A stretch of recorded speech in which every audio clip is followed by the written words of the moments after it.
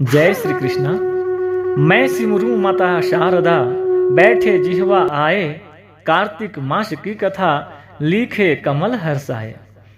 नैमिषारण्य तीर्थ में श्री सूत जी ने 88,000 सनक आदि ऋषियों से कहा, अब मैं आपको कार्तिक मास की कथा विस्तार पूर्वक सुनाता हूँ, जिसका श्रवण करने से मनुष्य के सभी पाप नष्ट हो जाते हैं और अंत समय में बैकुंठ धाम की प्राप्ति होती है।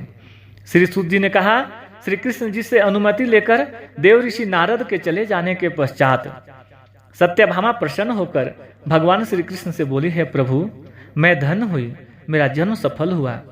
मुझ जैसी त्रिलोक सुंदरी के जन्मदाता भी धन्य है, जो आपकी 16,000 स्त्रियों के बीच में आपकी परम प्यारी पत्नी बनी।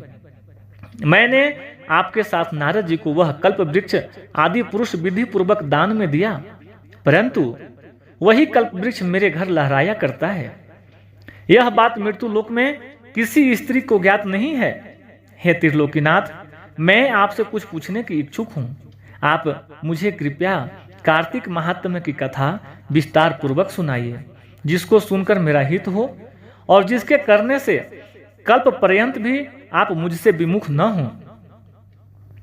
श्री सूत जी आगे बोले, सत्यभामा के ऐसे वचन सुनकर श्री कृष्ण ने हंसते हुए सत्यभामा का हाथ पकड़ा और अपने सेवकों को वहीं रुकने के लिए कहकर विलास युक्त अपनी पत्नी को कल्प वृक्ष के नीचे ले गए।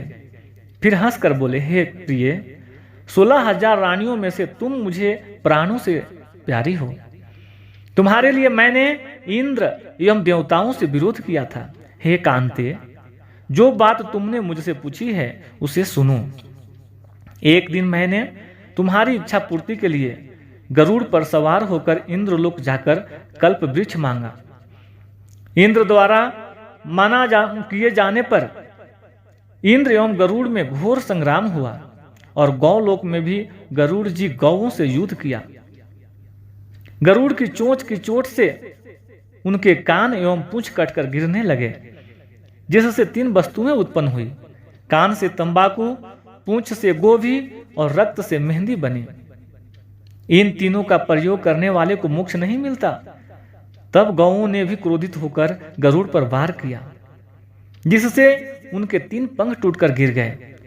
इनके पहले पंख से नीलकंठ, दूसरे से मोर और तीसरे से चकवा चकवी उत्पन्न हुए। हे प्रिय, इन तीनों का दर्शन करने मात्र से ही शुभ फल प्राप्त हो जाता है। यह सुनकर सत्यभामा ने कहा, हे प्रभु, कृपया मुझे मेरे पूर्व जन्म के विषय में बताइए कि मैंने पूर्व जन्म में कौन कौन से दान, व्रत व जप नहीं किए हैं। मेरा स्वभाव कैसा था, मेरे जन्मदाता कौन थे और मुझे मृत्यु लोक में जन्म क्यों लेना पड़ा। मैंने ऐसा कौन सा पुण्य कर्म किया था जिससे मैं आपकी अर्धांगिनी हुई। भगवान श्री कृष्ण ने कहा, हे प्रिय, अब मैं तुम्हारे द्वारा पूर्व जन्म में किए गए पुण्य कर्मों को विस्तार पूर्वक कहता हूं, उसे सुनो। पूर्व समय में सतयुग के अंत में मायापुरी में अत्रि गोत्र में वेद वेदांत का ज्ञाता देव शर्मा नामक एक ब्राह्मण निवास करता था। वह प्रतिदिन अतिथियों की सेवा, हवन और सूर्य भगवान का पूजन किया करता था।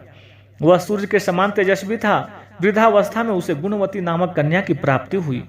उस पुत्रहीन ब्राह्मण ने अपनी कन्या का विवाह अपने ही चंद्र नामक शिष्य के साथ कर दिया।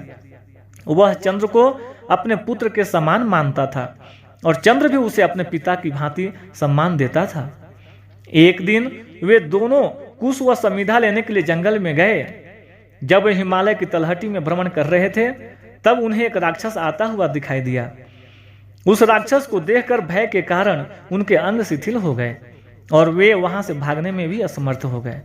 तब उस काल के समान राक्षस ने उन दोनों को मार डाला।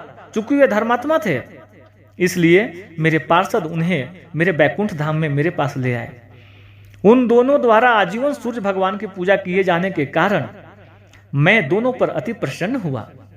गणेश जी, शिव जी, सूर्य व देवी, इन सब की पूजा करने वाले मनुष्य को स्वर्ग की प्राप्ति होती है।